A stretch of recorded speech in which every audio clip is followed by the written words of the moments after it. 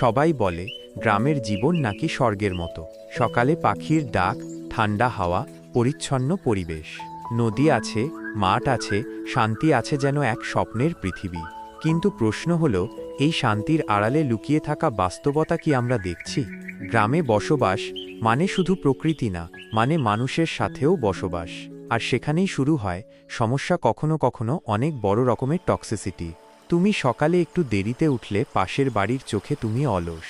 তুমি ইউটিউব করো, রাস্তায় ক্যামেরা নিয়ে ঘুরো, তুমি পাগল। তুমি একটু চুপচাপ নিজের মতো থাকতে চাও, তুমি অহংকারী। একটা মেয়ের রেজাল্ট খারাপ হলে সেটা কয়েক ঘন্টার মধ্যেই পুরো গ্রামে ছড়িয়ে পড়ে।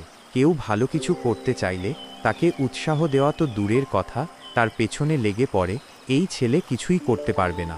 তুমি যদি একটু স্বপ্ন দেখো, নতুন কিছু শেখো, তখন অনেকে বলে অত ভাবার দরকার নাই, তুই গ্রামের ছেলে, চুপচাপ থাক। এই ভাবনাগুলোই একটা মানুষকে ভেঙে ফেলে। সে হয়তো কিছু করতে পারত, কিন্তু এই টক্সিক কথাগুলো তার আত্মবিশ্বাস নষ্ট করে দেয়। সব গ্রাম, সব মানুষ এমন না। অনেকেই খুব ভালো, অনেকেই পাশে দাঁড়ায়। কিন্তু এই যে নেতিবাচক মানসিকতা, এটাই আমাদের সমাজকে পিছিয়ে দিচ্ছে। নিজেকে একবার প্রশ্ন করো, তুমি কি কখনো কারো স্বপ্ন দেখে হাসাহাসি করেছো, নাকি তাকে সাহস দিয়েছো? আমরা চাইলে গ্রামকে সত্যিকারের সুন্দর করে তুলতে পারি, কিন্তু তার আগে আমাদের ভাবনা বদলাতে হবে। চোখ দিয়ে শুধু প্রকৃতি না, মন দিয়ে মানুষকেও দেখতে শিখতে হবে।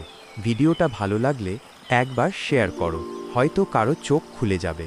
আর কমেন্টে লিখে জানাও তোমার গ্রামের গল্প কেমন।